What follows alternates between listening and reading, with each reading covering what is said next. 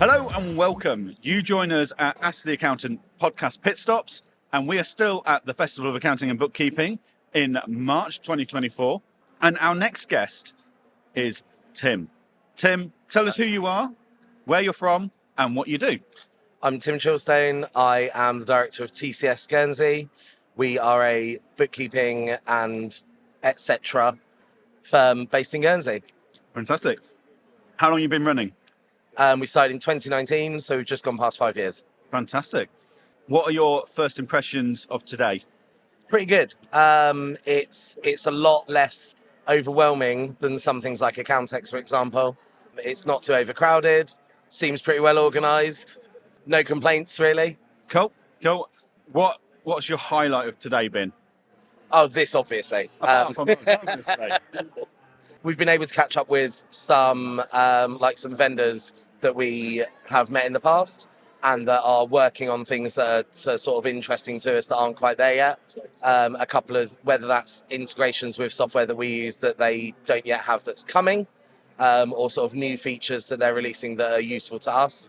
And there's quite a lot going on in that sort of space. So that's been really interesting for us. Cool. So you say you're from Guernsey, so I'm going to go off script here. Yep. And we had Clive Hand join us at JnG&x Manchester last year. Yep. Irish accountant. And he took us into a bit of detail of how accounting in Ireland is different to accounting in the rest of the UK. Now, accounting in a UK territory island. Yep. Variations and differences to us. I mean, talk us through that. What are you guys facing? What are your challenges compared to the rest of the UK here? So the first thing to understand about Guernsey is that everyone thinks that we don't pay tax. Not true. We do pay tax. We as a firm don't pay tax because most businesses are corporation tax is 0%. Nice. However, you still have to produce a set of accounts, a tax return, tax compensations, and then just pay tax at 0% on that. Right. There's probably more regulation than a lot of people think there is. What's easier for us and what makes our life easier than a lot of bookkeepers and accountants in the UK is we've got no VAT, we've got no capital gains tax, there's no statutory sick pay, statutory maternity, statutory paternity, basically anything that you might think might be statutory, mostly doesn't exist. We don't even have a legal minimum annual leave. Right. Most people do still give roughly the same as the UK, but there's no legal requirement to do so.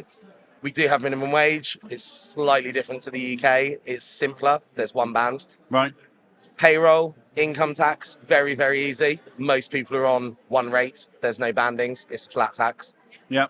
So those are some of the things that make it a little bit easier dealing with sort of day-to-day in Guernsey as opposed to in the UK.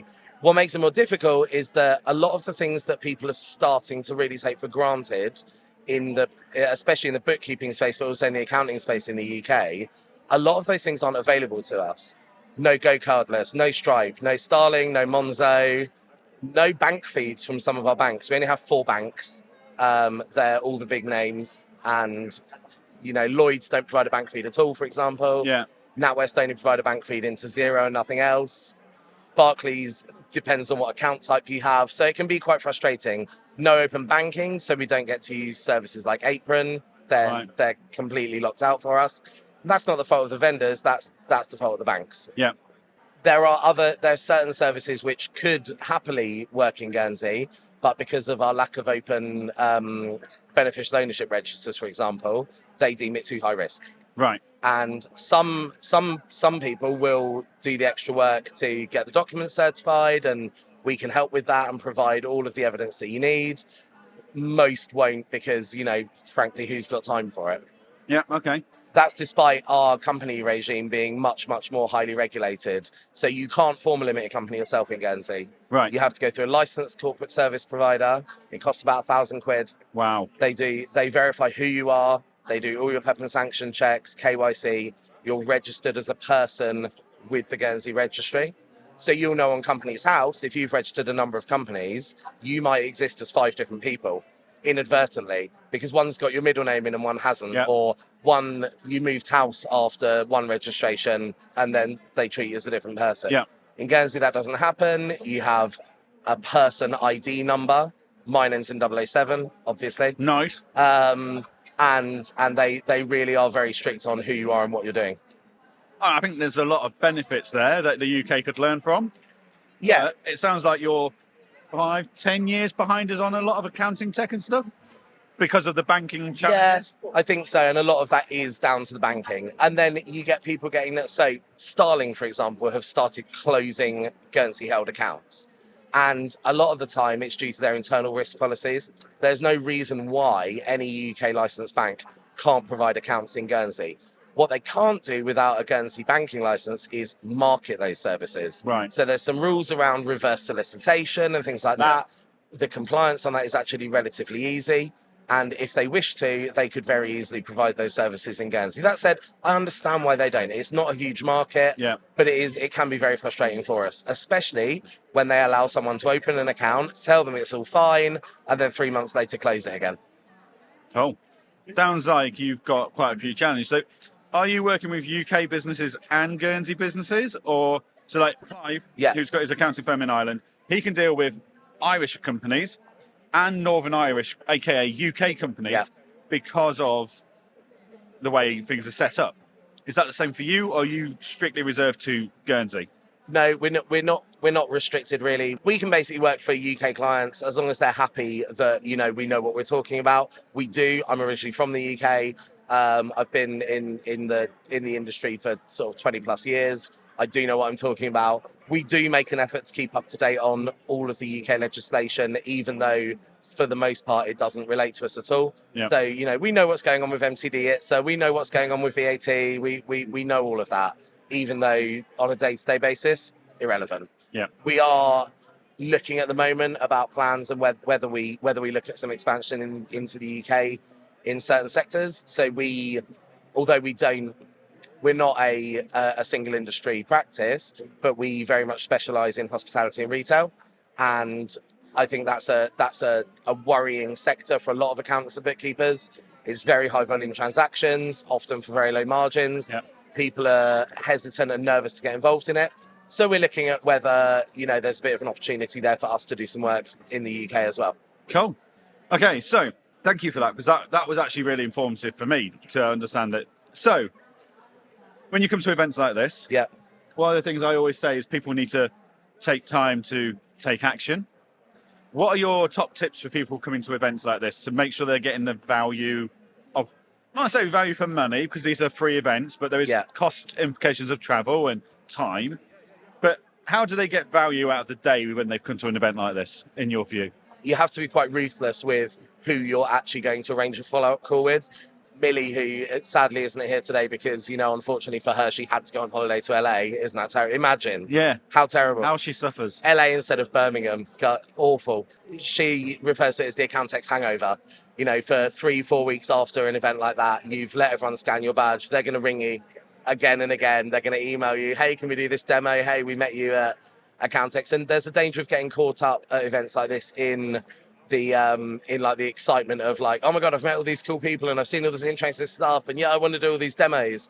And then 2 weeks later, when you're on your 28th demo and reality is hit and you're fed up with it and you've just had enough. So I think it's worth really sort of triaging, speak to as many vendors as you can and, get a brief overview. But before you dive in with both feet and agree to demos and follow-ups and trials of everything, really, really just understand what it is you're looking to achieve. Great advice. Absolutely fantastic. Okay. What do you think of the UK accounting event space at the moment? There's a lot of events going on. What are your thoughts? There is. It's difficult to critique, right? Because I've enjoyed today because it's felt very balanced in terms of accounting versus bookkeeping. Yeah. Okay. There is still, unfortunately, a prevailing attitude with a lot of chartered accountants where they think that bookkeepers just do data entry. Yeah. Okay, that's not the case. We do everything from the beginning up to the end. We go right up to year-end accounts. Yeah. Many other bookkeepers do as well.